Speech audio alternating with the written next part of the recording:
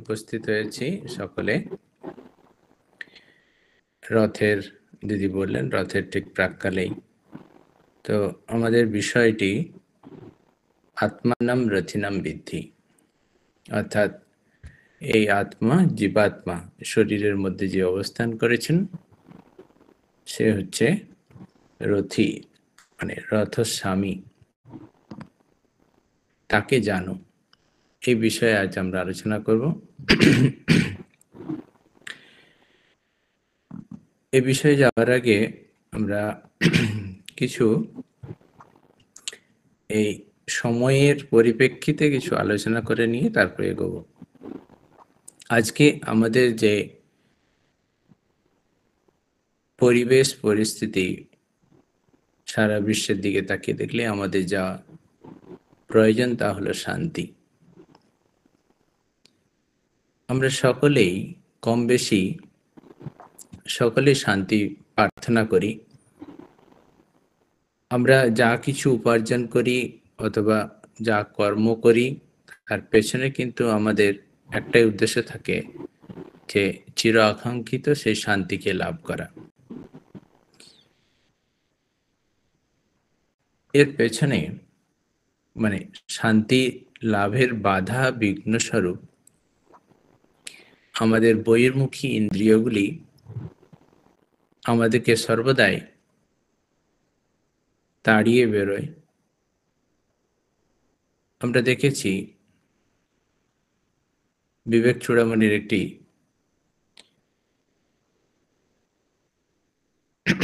শ্লোকই রয়েছে, আমাদের এই মনুষ্য জন্ম অতি দুর্লভ। সেই দুর্লভ মনুষ্য জন্ম পেয়েছি গুরুর সঙ্গলাভ, ইচ্ছে হয়েছে ঈশ্বর লাভের জন্য, এবং ঈশ্বরের অনুকম্পাও আমাদের আছে, কিন্তু আমাদের মানসিক শান্তি নেই। বৈষ্ণব শাস্ত্রে রয়েছে যে এখন দিলাম মন্তর, এখন মন তোর। সেই মন তোর আর হয় না, অর্থাৎ আমাদের মন নিজস্ব হয় না। আমরা কঠোপনিষদের একটি মন্ত্র জানি যেখানে রয়েছে পরাঞ্চি খানি ব্রাতিনা স্বয়ম্ভু। এই মন্ত্র নিয়েও হয়তো আগে আলোচনা হয়েছে যে ঈশ্বর পরমেশ্বর তিনি আমাদের সমস্ত ইন্দ্রিয়গুলিকে বহির্মুখ করে সৃষ্টি করেছেন। কারণ কি? কারণ আমরা সহজে তাকে লাভ করতে না পারি। আমাদের বহির্মুখী ইন্দ্রিয়গুলি আমাদেরকে সর্বদাই জগতের সমস্ত সম্পদ আহরণ করতে এগিয়ে নিয়ে যায়, আমাদের ইন্দ্রিয়গুলিকে প্রেরণা দেয় বিষয়গুলি, তা থেকে সুখ, তা থেকে আমরা আনন্দ উপভোগ করি, কিন্তু আমাদের চরম যে দুঃখ সে আর মেটে না। কিন্তু এই মন্ত্রেই রয়েছে কশ্চিৎ বীরা প্রত্যেক আত্মানম ইক্ষত আবৃত চক্ষু অমৃতত্বম ইচ্ছন।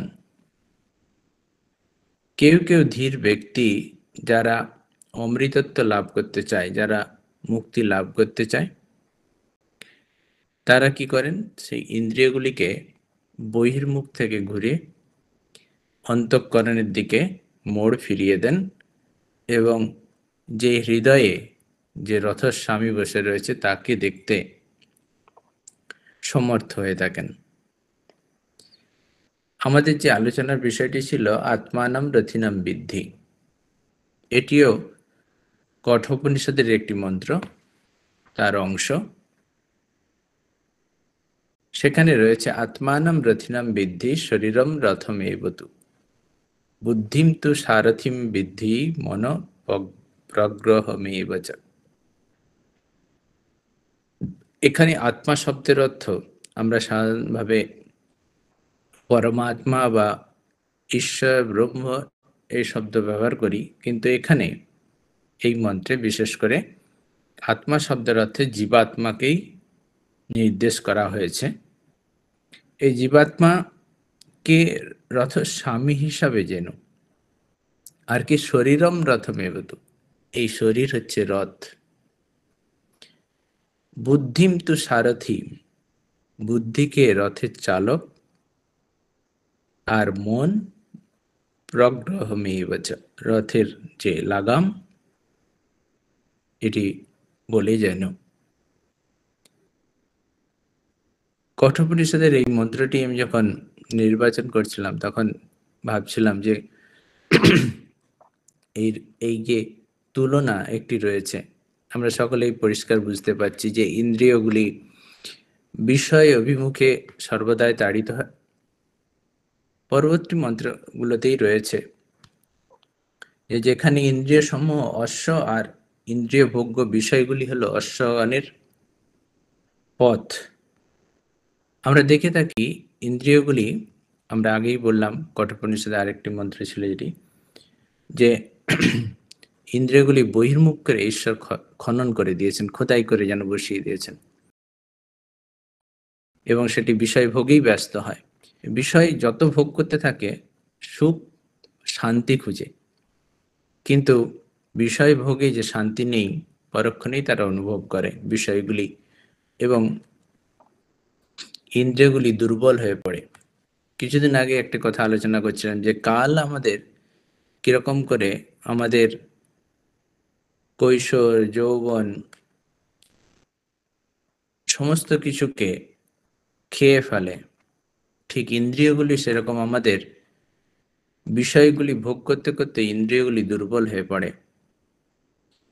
তারপরে কি হয়, ইন্দ্রিয়গুলি ভোগ করার পরিবর্তে, বিষয়গুলি ভোগ করার পরিবর্তে ইন্দ্রিয়গুলিই ভোগ্য হয়ে পড়ে। ভর্তৃহরির একটি সুন্দর টিকা শ্লোক রয়েছে বৈরাগ্য শতকমে, যে বিষয় ভোগে করতে করতে ইন্দ্রিয়গুলি তাদেরই বিষয়েরই ভোগ্য হয়ে পড়ে। সেখানে আনন্দ পাওয়া তো দূরের কথা, সেখানে দুঃখই আসে। স্বামীজি এক কথা বলছেন, যদি কেউ সুখ চায়, ভুল করে সুখ চায়, সে ভুলে যায় যে সুখের পেছনে দুঃখ রয়েছে। যদি সুখকে কেউ গ্রহণ করতে চায় তাহলে দুঃখকেও আহ্বান করতে হয় বা তাকেও গ্রহণ করতে হয়। তাহলে এখানে যে বিচারের বিষয়টি রয়েছে, যে শরীর যখন রয়েছে রথ রূপ, তার উদ্দেশ্য কি? ঠাকুর শ্রীরামকৃষ্ণ বলছেন যে কখনো আমাদের যেন ভুলে না যাওয়া উচিত যে ঈশ্বর লাভই আমাদের উদ্দেশ্য। আমরা যা কিছু করি তার পেছনে ঈশ্বর লাভ রয়েছে। ওই আমরা আগেই শুরু করেছিলাম যে আমরা শান্তি চাই, যে পরম শান্তি। মা বলছেন তার হৃদয়ে সবসময় শান্তির ঘট, আনন্দের ঘট, পূর্ণ ঘট প্রতিষ্ঠিত থাকত। এইটি আমাদের অভিপ্সিত, আমরা এটি চাই, কিন্তু আমরা বিষয়ের পেছনে ছুটে আমাদের নিজেদেরকেই আমরা সেখানে জর্জরিত করি এবং পরিণামে দুঃখই পেয়ে থাকি। তাহলে এই কঠোপনিষদের এই যে মন্ত্রটি, আত্মা যে জীবাত্মা, সে জীবাত্মা রথের স্বামী। আমরা জানি যে এই জীবাত্মা এই মনুষ্য শরীর ধারণ করে আসে, এর পূর্বেও অনেক শরীর ধারণ করেছে। আবার যদি আমরা ঈশ্বর লাভ না করে থাকি, এই মনুষ্য শরীর, এই দুর্লভ শরীর প্রাপ্ত হয়েও যদি আমরা সেই অভিপ্সিত আমাদের ইচ্ছে, আমাদের পরম প্রাপ্তিকে না পেয়ে থাকি, তাহলে আরো হয়তো কত জন্ম আমাদের এই জীবাত্মাকে, এই রথ, এই জীবাত্মার যে রথে অধিষ্ঠিত রয়েছে সেই রথ এবং জীবাত্মা পরিক্রমা করতে থাকবে। এখানেই এই মন্ত্রেই আরেকটি সেকেন্ড লাইনে রয়েছে, বুদ্ধিম তু সারথিম বিদ্ধি মনোপ্রগ্রহমেব। ঠিক আমরা এই শব্দের অনুরণন গীতাতেও পাই, তবে অন্যভাবে। সেখানে বলেছে এবং বুদ্ধে পরম বুদ্ধা সংস্তভ্য আত্মনা জয়ী শত্রু মহাবহ কামরূপম দুরাসদম। কৃষ্ণ অর্জুনকে বলছে যে শুদ্ধ বুদ্ধি দ্বারা মনকে সমাহিত করো, চেষ্টা করো, এবং সেই পরমাত্মাকে এই রূপে যেন অজ্ঞানমূলক যে দুর্জয় শত্রু কাম, তাকে পরাজিত করো, তার বিনাশ।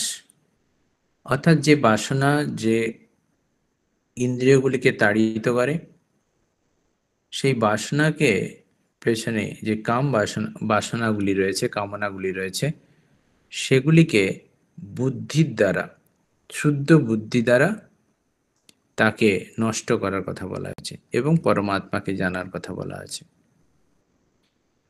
একইভাবে বুদ্ধি যদি শুদ্ধ না হয়, অর্থাৎ সারথি যদি ঠিক না থাকে, তাহলে আমাদের মন যে লাগামকে যদি না টেনে রাখে বুদ্ধি, তাহলে ইন্দ্রিয়গুলি, অশ্বগুলি যথাতথা গমন করবে এবং রথ যে শরীর সেটি এবং রথের স্বামী যিনি রথে অধিষ্ঠিত রয়েছেন জীবাত্মা, দুজনেই বিপদগ্রস্ত হবে। এই কারণেই এখানে বলছে যে লাগাম যদি না টানা হয়, মনকে যদি সংযত না রাখা যায়, বুদ্ধির কাজ আমরা জানি তাকে বিচার করা, বিচার করে যদি বিষয় থেকে না সরিয়ে নিয়ে আসে, তাহলে কিন্তু আমাদের এই যে রথের যে গমন, তা কিন্তু নিশ্চয় সুখকর হবে না। অর্থাৎ আমাদের ভোগ করতে করতে, ইন্দ্রিয়গুলি বিষয় ভোগ করতে করতে একেবারে জর্জরিত হয়ে পড়বে, দুঃখ শেষ থাকে না। এখানেই বলা হয়েছে যে ইন্দ্রিয়গুলির বিষয়সমূহকে অশ্বগণের গমন পথ বলে যেন ওই মন সংযুক্ত করলে জীবাত্মা ভোগকর্তা বলে জানেন। আমরা জানি যে আমরা সুখ ভোগ করি, কিন্তু সুখ আমাদের জীবাত্মাই ভোগ করে থাকেন, বা দুঃখ তিনিই ভোগ করেন। এই শরীর তো জড় মাত্র। অতএব যদি তিনি ভোগ করে থাকেন, তার সঞ্চয় হয়, তিনি সংস্কার সঞ্চয় করেন, কর্ম এবং কর্মফল তিনিই ভোগ করেন। অতএব তাকে আমাদের সংযত করতে হবে। মন ইন্দ্রিয় নিগ্রহ না করলে নিশ্চয়ই আমাদের এই পথের সুগম হবে না। আমি লীলা প্রসঙ্গের একটি অংশে পড়ছিলাম, যেখানে ঠাকুরের অদ্ভুত মনের একটি বর্ণনা রয়েছে। আপনারা সকলেই পড়েছেন সে অংশটি, যেখানে শ্রীরামকৃষ্ণ অদ্বৈত বেদান্তে সাধনা করছেন। তিনি এতদিন মায়ের অপূর্ব মূর্তি, মায়ের অপূর্ব চিন্তা, তার মন সর্বদা সংলগ্ন হয়ে থাকত। মায়ের রূপ ছাড়া তিনি অন্য কোনো জগতের কোনো বিষয়, কোনো বস্তু বা কোনো রূপের পেছনে কোনোদিনই যাননি। তার মন এতই সংযত। সেখানে শারদানন্দজি মহারাজ বলছেন খুব সুন্দরভাবে, আপনারা পড়বেন, আমি এমনি ব্যাখ্যা করছি মাত্র, যে সেখানে তিনি মায়ের অপূর্ব রূপ ছাড়া অন্য কোনো রূপের কথা কোনোদিনই চিন্তা করেননি এবং সর্বদা সেই রূপই দেখতে তিনি ব্যস্ত। যখন তিনি সেই অদ্বৈত বেদান্তের সাধনা করছেন, যখন তাকে তোতাপুরী বলছেন যে নিরাকার ব্রহ্মে মনকে সংযুক্ত করতে, তিনি সেটা বলছেন যে অনেক চেষ্টা করছেন, কিন্তু কিছুতেই তার মন সেই দ্বৈত ভূমি থেকে মায়ের রূপের সীমা ছাড়িয়ে অরূপের সীমায় কিন্তু কিছুতেই যেতে পারছে না। তখন তিনি বলছেন, ঠাকুরই ব্যাখ্যা হচ্ছেন, যে তিনি মনকে শক্ত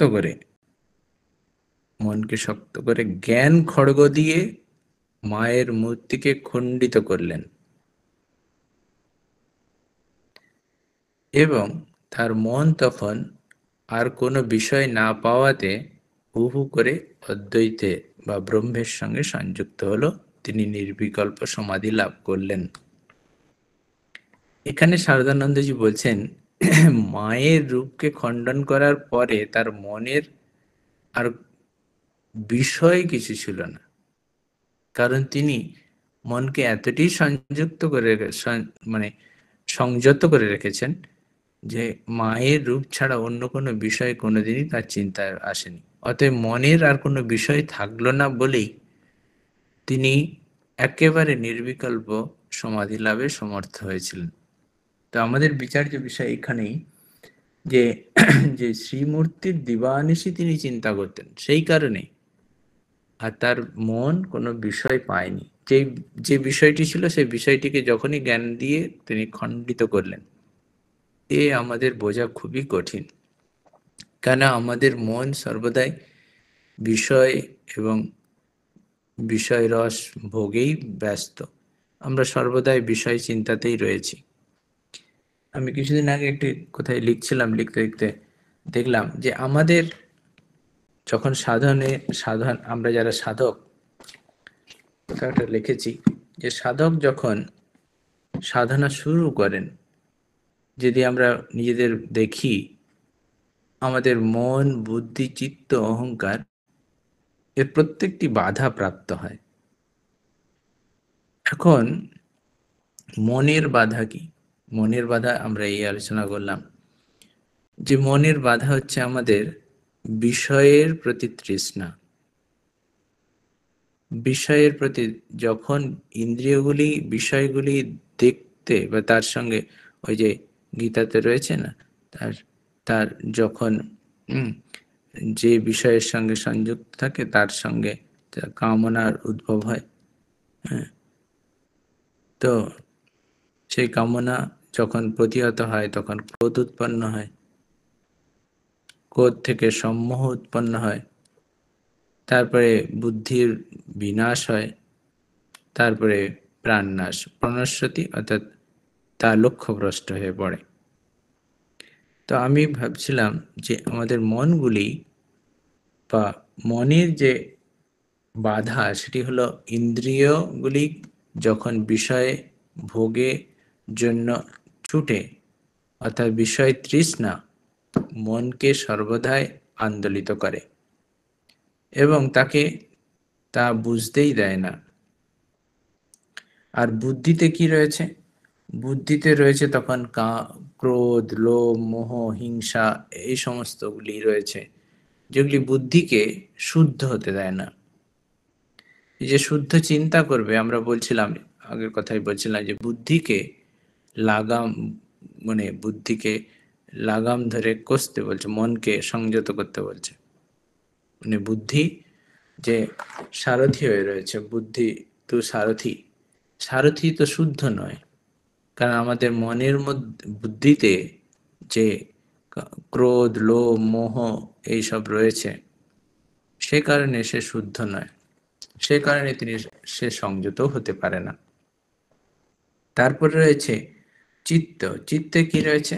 আমাদের আমাদের প্রশ্ন সকলেরই, যে আমরা তো চাই ঈশ্বর লাভ করি, আমরা তো চাই শান্তিতে থাকি, আনন্দ লাভ করি, কিন্তু হয় না। কোথায় বাধা রয়েছে? তার বাধা পিছনে আরো রয়েছে চিত্ত।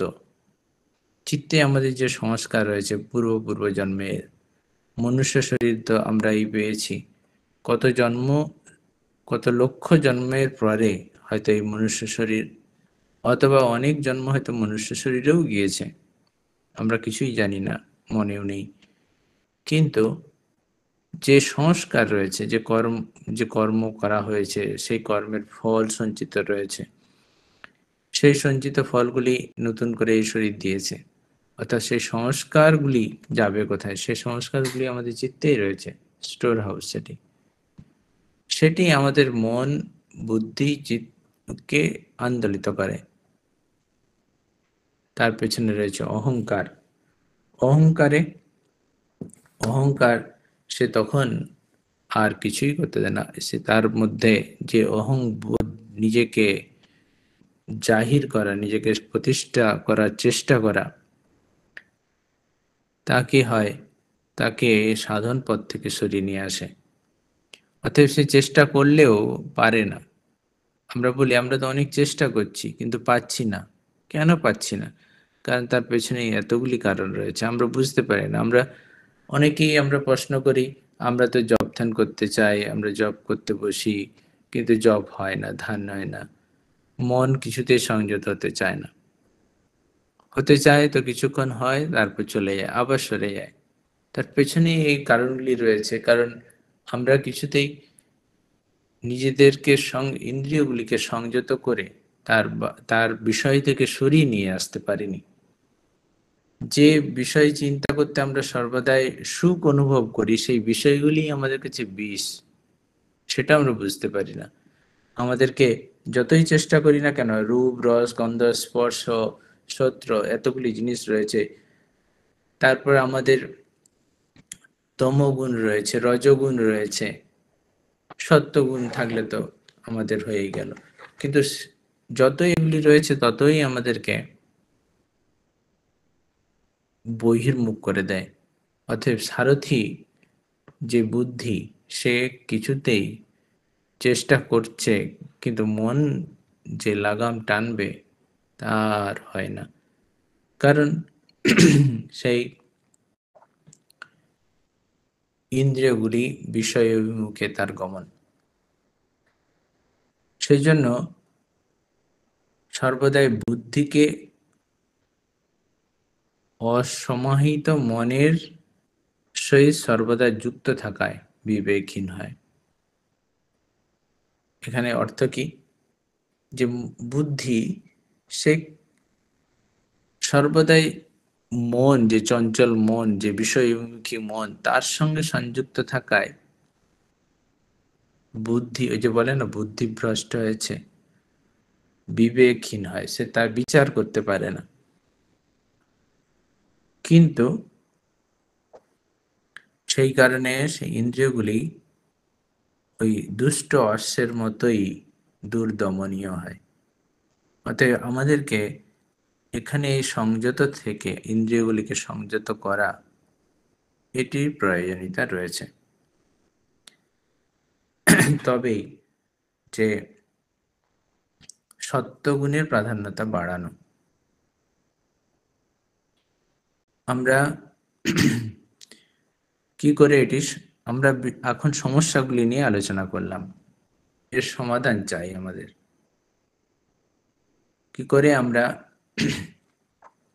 নিজেদেরকে সংযত করতে পারি, কি করে ঈশ্বর অভিমুখে নিয়ে আসতে পারি, কি করে আমাদের যে চরম ইচ্ছে, চরম শান্তি বা চরম আনন্দ লাভ, ঈশ্বর লাভের অভিমুখে নিজেদেরকে এগোতে নিয়ে যেতে পারি।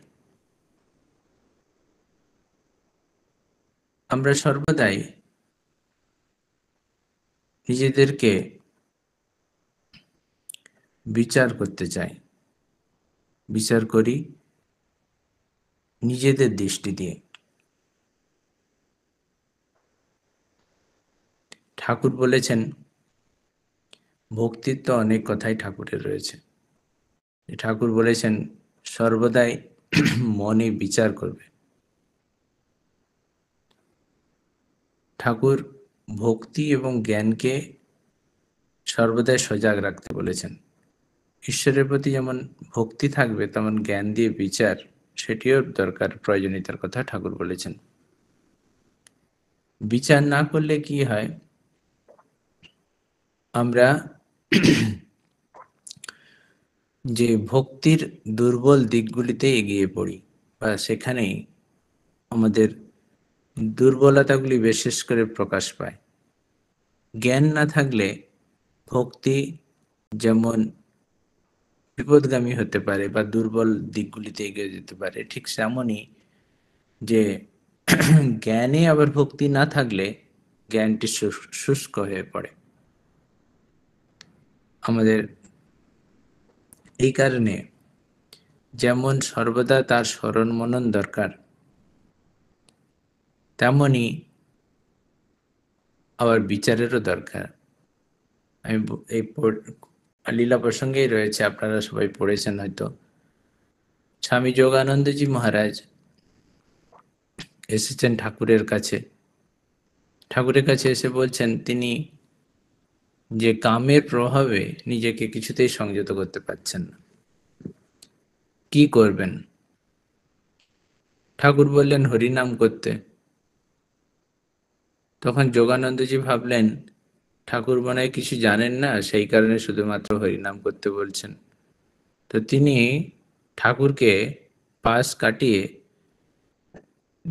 অনেকটা পাশ কাটিয়েই বলা যায়, ওই যে পঞ্চবটিতে একজন হঠযোগী এসছেন, তার কাছে গিয়েছেন। তিনি দেখছেন বেশ অনেক ক্রিয়াকলাপ সব করছেন। তো তার কাছে তিনি যখন এই দাঁড়িয়ে দাঁড়িয়ে দেখছেন, ঠাকুর গিয়ে দেখলেন যোগানন্দজি ওখানে দাঁড়িয়ে রয়েছে। তো যদি তার কাছ থেকে কিছু ক্রিয়াকলাপ জেনে নিতে পারেন, তাহলে তিনি এই কামকে জয় করতে পারবেন। তো সে কারণে তিনি দেখছেন ঠাকুর তাকে টেনে নিয়ে এলেন সেখান থেকে। তো যোগানন্দজি মনে মনে ভাবছেন যে মনে হয় তার হাতছাড়া হয়ে যাবে, সেই কারণে মনে হয় আমাকে মনে হয় নিয়ে চলে এলেন ঠাকুর। তো যোগানন্দজি পরে বলছেন যে হতচ্ছাড়া মনের কি তখন এরকম ব্যবস্থা, মানে অবস্থা তিনি জানতেন যে ঠাকুর আমি থাকি বা না থাকি ঠাকুরের কিছু অসুবিধে যায় আসে না। কিন্তু যোগানন্দজি তো বলছেন, যোগানন্দজিকে ঠাকুর বলছেন দেখ হঠযোগ করলে কি হয়, শরীরে মন যায়।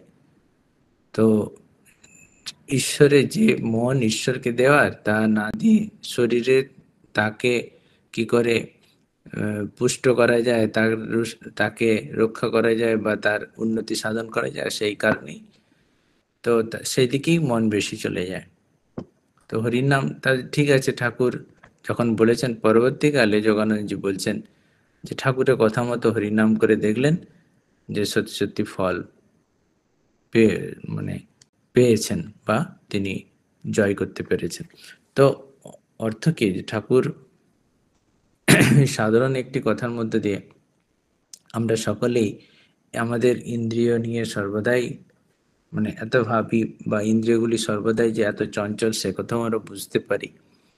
কিন্তু তার পথ, এই যে সহজ সরল একটি ঠাকুর পথ বলে দিলেন, এটি অবলম্বন করে যে আমরা সেখান থেকে উম, উদ্ধারও পেতে পারি, সেই পথটি ঠাকুর এখানে জানিয়ে দিলেন। আমাদের সর্বদাই আরেকটি আমরা সংসারে রয়েছি, আমাদের আরেকটি সমস্যা থাকে। আমরা সাধন ভজন করতে চাই, কিন্তু আমাদের মন আরেক মানে সংসার সংসার মানে এই সংসারের সম্পর্ক।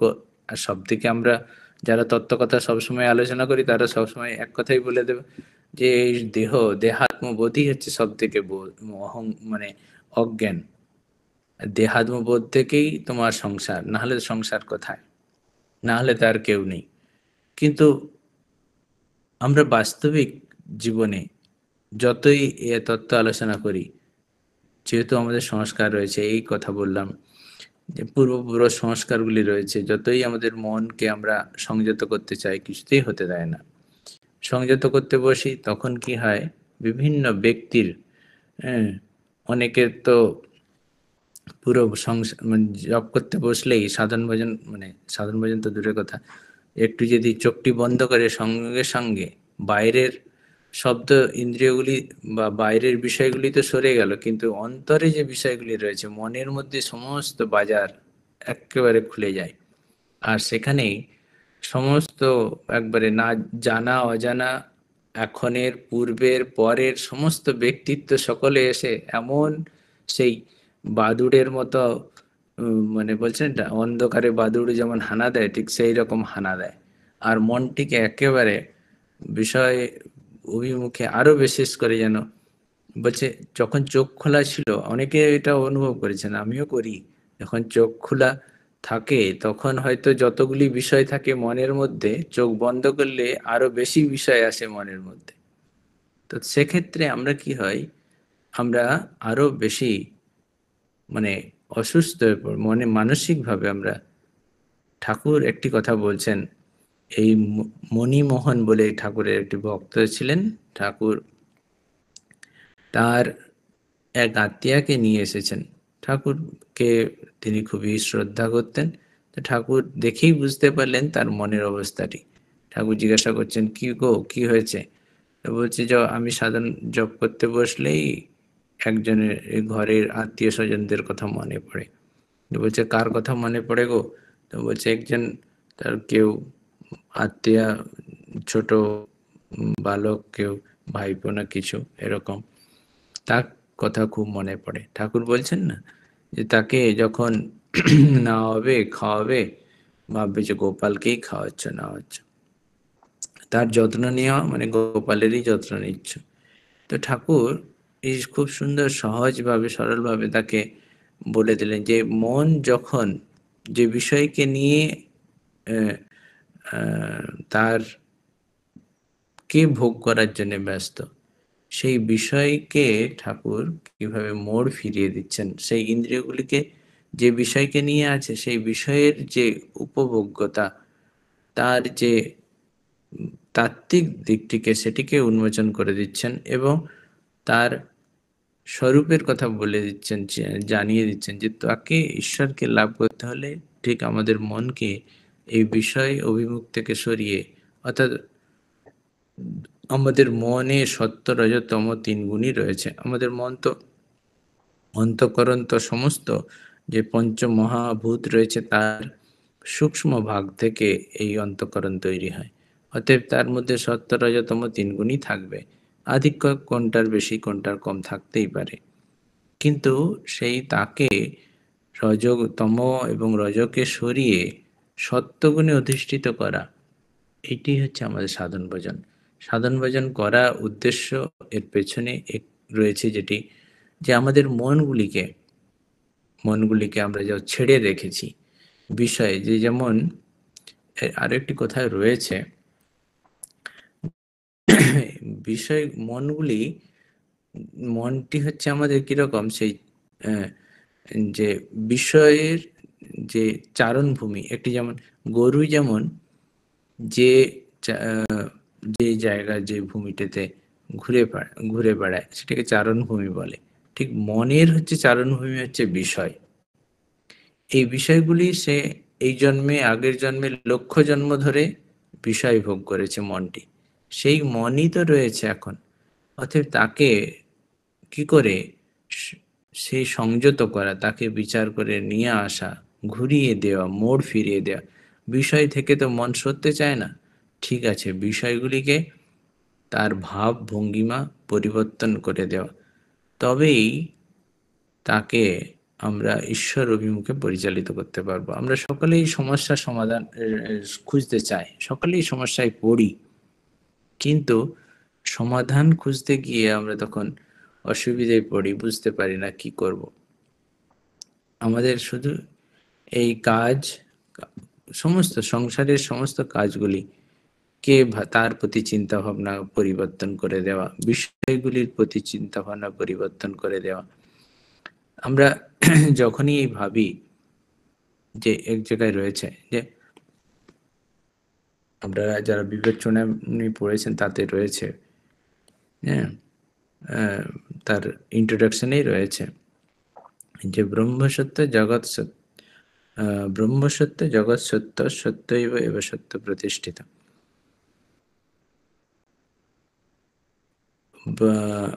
জীব ব্রহ্মৈব না পর, জীব ব্রহ্মৈব না পর, জীব ব্রহ্ম ছাড়া অন্য কিছু নয় বা অপর কিছু নয়। এখন বিবেক চূড়ামণিতে এই শক্তি রয়েছে, ব্রহ্মসত্য জগৎ মিথ্যা ইতি এবং রূপ বিনিশ্চয়, নিত্যানিত্য বস্তু বিবেক ইতি সমুদায়িত, এটিও রয়েছে যে ব্রহ্ম যখন সত্য তখন জগৎ মিথ্যা, অর্থাৎ জগতের যে জগৎ ভাব সেইটাই মিথ্যা। আবার তুরীয়ানন্দজি যে কথাটি বলছেন, ব্রহ্মসত্য জগৎ সত্য, সত্যৈব এব সত্য প্রতিষ্ঠিত, সত্যে সত্য প্রতিষ্ঠিত। অর্থাৎ জগৎকে আমরা যখনই দেখছি জগৎ রূপে, তখনই আমাদের মন ইন্দ্রিয়গুলি সে তাকে ভোগ করতে যায়। আমরা তখন তা থেকে পৃথক একটি সত্তা, বিষয়গুলি ইন্দ্রিয়গুলি একটি পৃথক সত্তা। কিন্তু জগতের যখন জাগতিক ভাবটিকে আমরা সরিয়ে দিই, নাম রূপাত্মক যে জগৎ, যার প্রতি মন এতক্ষণ ধরে আসক্ত হয়েছিল, ভোগ করার জন্য লালায়িত ছিল, যখনই সেটি আমরা সরিয়ে দেব, যা উপস্থিত থাকে সেটি হলো ঈশ্বর। অর্থাৎ তখন মন, এই যে বুদ্ধি তখন শুদ্ধ হয়ে যায়। যে মনের যে কামনাগুলি ছিল, এক জায়গায় ঠাকুর কোন এক অন্তরঙ্গকে বলছেন কামনা বাড়ানোর কথা বলছেন। কাম কি? কামকে বাড়িয়ে দে। অর্থাৎ আমরা অল্পে তুষ্ট নয়, আমরা আমরা চাই ভূমাবৈ সুখম না অল্পম সুখম অস্তি। আমাদের সুখ নেই অল্পে। সেই সুখ কোথায়? আমাদের ভূমা। আমরা যতক্ষণ না সেই এই বিশ্বব্যাপী যে সুখ, সেই সুখকে না প্রাপ্ত হচ্ছে, ততক্ষণ আমাদের শান্তি নেই। তার মানে কি, যতক্ষণ না আমরা সেই ঈশ্বরের সঙ্গে সংযুক্ত হতে পারছি, যতক্ষণ না আমরা সেই সর্বব্যাপী সর্বাত্মা বা একমাত্র ঈশ্বর যিনি রয়েছেন তার সঙ্গে না সংযুক্ত হতে পারছি, ততক্ষণ আমাদের পরম শান্তি নেই। অতএব যতক্ষণ আমাদের এই ইন্দ্রিয়গুলি বিষয় ভোগ করবে, ততক্ষণ আমরা দুঃখিতই থাকব। আবার সেই ইন্দ্রিয়গুলি আমাদের, আবার বিষয়গুলি যখন ঈশ্বরের হয়ে যাবে, ওই যে একটি কথা আছে না, আপনারা অনেকেই সেই ফল যখন আমরা খাচ্ছি, ঠাকুরকে দিচ্ছি, তখন সে প্রসাদ হয়ে যাচ্ছে, তার প্রসাদ পাচ্ছি। তখন ভাবটাই পরিবর্তন হয়েছে। আমাদের মনের যে যে ফলটির প্রতি যে মনের একটা দৃষ্টিভঙ্গি ছিল, সেটি পরিবর্তন হয়ে যাচ্ছে। ঠিক একইভাবে ফুল যখনই ঠাকুরের পায়ে হলো, সেটা প্রসাদী হয়ে গেল, নির্মাল্য হয়ে গেল, তার প্রতি একটা দৃষ্টিভঙ্গি পরিবর্তন হয়ে গেল।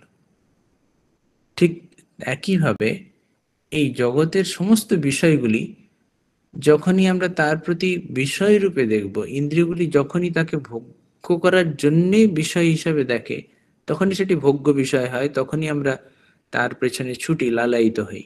কিন্তু সেই বিষয়ই যখন ঈশ্বরীয় পূজার উপকরণ হয়ে যায়, তখনই আমরা সেখান থেকে পরম শান্তি পাই, ঈশ্বর অনুভূতি পাই, ঈশ্বরের আবেশ উপস্থিতি অনুভব করি। তখন আর ওই যে জীব ব্রহ্মৈব না পর কথাটি রয়েছে, জীব ব্রহ্ম ছাড়া অপর কিছুই নেই। জীব কতক্ষণ জীব? যতক্ষণ আমরা আমাদের দৃষ্টিভঙ্গির পরিবর্তন না হচ্ছে, ততক্ষণই সে পর। আর যখনই তিনি তার আবেশ, ঈশ্বরের আবেশ প্রবেশ করছে, তখনই তিনি ঈশ্বর হয়ে যাচ্ছেন, তিনি আমাদের পরম মিত্র হয়ে যাচ্ছেন। তাহলে এই যে দৃষ্টিভঙ্গির পরিবর্তন, আমাদের যে বিষয় ভোগের যে আকাঙ্ক্ষা, সেটিকে পরিবর্তন করে দেয়। অর্থাৎ বিষয়কে আমরা যে দৃষ্টিভঙ্গিতে দেখি, হ্যাঁ, তো ওই যে কবিরের একটি যদি গান রয়েছে না, যে দোহা রয়েছে সম্ভবত, যে তুলসী পূজন সে হরি মিলে তো मैं पूजू तुलसी का बाग নাকি বাগান, এরকম কিছু। যে যদি তুলসী পূজা করলে, তুলসী গাছ পুজো করলে যদি ঈশ্বর মিলে, যদি পাথর পুজো করলে যদি ঈশ্বর পাওয়া যায়, তাহলে পাহাড়কে পুজো করি। অর্থাৎ সেই পাথর, তার প্রতি যে দৃষ্টিভঙ্গি, সে তখনই ঈশ্বর হয়ে যায়। তার শুধু পরিবর্তন, দৃষ্টিভঙ্গির পরিবর্তনে পাথর তখনই ঈশ্বরের রূপ ধারণ করে। এবং একটি গল্প আমরা মনে হয় আমরা আগে বলেছি, সেই এক বাচ্চা ছেলেকে, ওই ঠাকুরের গল্পে রয়েছে না, ঠাকুরের জীবনীতে, কামারপুকুরে অনেক সাধুরা আসতো, তখন বালক গদাধর তাদের সেবা করতেন, গিয়ে গিয়ে কারোর জন্য জল, কারোর জন্য খাবার টাবার এনে দিতেন। ঠিক সেই রকমই একটি গল্প রয়েছে, যে একটি বাচ্চা ছেলে ওই রকম অনেক বাইরের অনেক সাধুরা যারা এসছেন, পথ কষ্টে আশ্রয় নিয়েছেন, তো তাদের সেবা করছেন। আর তাদেরকে বাচ্চা ছেলেটি জিজ্ঞাসা করছেন যে মুঝে ঈশ্বর চাইয়ে। তো বলছে আচ্ছা, মিলেগা মিলেগা। বলছে তো অনেক দিন হয়ে গেছে, কিছুতেই। আর এরা বারবার ও সেবা প্রতিদিনই যাওয়ার সময় বলছে মুঝে ঈশ্বর চাই। তো ঈশ্বর আর কেউ, ওকে আর তারা বলছে ঈশ্বরকে কি এরকম দেয়া যায়, মনে মনে ভাবছে। তো কিছুতেই আর, তারপরে যখন চলে যাচ্ছে ভালো ছেলেটি, তার পেছনে পেছনে, তাদের পেছনে পেছনে যাচ্ছে, বারবার সেই যে ঈশ্বর চাই, আমি যে ঈশ্বর চাই। তো ওদের কাছে ওই বাইরের সাধুরা তো সেই হুঁকো খায়, হুঁকে না কলকে খায়, কলকে, কলকে। তো কলকে, সে যেটি হাতে ছিল সেই কলকেটি দিয়ে বলছে এনে তোর ঈশ্বর। তো ও সেটি কলকেটে নিয়ে এসে ঈশ্বর জ্ঞানে তাকেই পুজো করছে। তখন মা, মানে বাড়ির লোক নিশ্চিত বলেছে এটা ঈশ্বর। তো ঈশ্বরের পুজো করছে, মানে ওই কলকেটে রেখেই তাকেই পুজো করছে। পুজো করতে করতে তাতেই তার ঈশ্বর দর্শন হয়েছে। তো কটকি মে ঈশ্বর, এ কথাটি, গল্পটি মনে হয় এরকমই আছে, কোথাও আপনারা পড়ে থাকলে মনে করতে পারবেন। কটকি মে ঈশ্বর, কটকি মানে আহ, কলকে। তো যদি এইরকমই দৃষ্টিভঙ্গি শুধুমাত্র করতেন, বালকের কাছে তো কলকে নয়, সেটি তার কাছে ঈশ্বরই মনে হয়েছে, তাকে বলে দিয়েছে এটি ঈশ্বর, যা নিয়ে যা পুজো করতে দিয়েছে। তো এই রকম আমাদের জগতের এই যে বিষয়গুলি, আজ আমরা যাকে নিয়ে সর্বদাই চিন্তিত, যে আমরা মনকে কি করে সংযত করব, কিছুতেই হচ্ছে না, এরকম যা, যতই এরকম তত্ত্বকথা আমরা পড়তে চাই, শুধুমাত্র এই দৃষ্টিভঙ্গি যে পরিবর্তন দিয়ে আমরা বুদ্ধিকে শুদ্ধ করতে পারি। শুধু আমরা, আমাদের সকলেরই এরকম একটা প্রশ্ন থাকে যে কি করে বুদ্ধি যখন এরকম ভ্রষ্ট হয়ে রয়েছে তাকে কি করে শুদ্ধ করব, সেটাই ঠিকই। তো আমাদের এই অভ্যাস সাধন ভজন, এটি এগিয়ে নিয়ে যাওয়া। সাধন ভজন, সাধন ভজন করে কি করা, সাধন ভজন করা, বিরজানন্দজির অনেক কথা এগুলো আমরা আলোচনা করছি অনেকবারই। সাধন ভজন করে আমরা শুধুমাত্র অহংকারকে নষ্ট করতে পারি। হ্যাঁ, ওই যে ঠাকুর বলছেন যে সাধন ভজন করে, ওই যে যেমন গরু যতটা দড়ি বাঁধা থাকে তার ততটাই খেতে পারে, কিন্তু তার বাইরে গিয়ে খেতে হলে তাকে রাখালকে ডাকতে হয়। ঠিক সেই রকম এই সাধন ভজন করে বোঝা যায় যে আমাদের দ্বারা এই ঈশ্বর লাভ হবে না।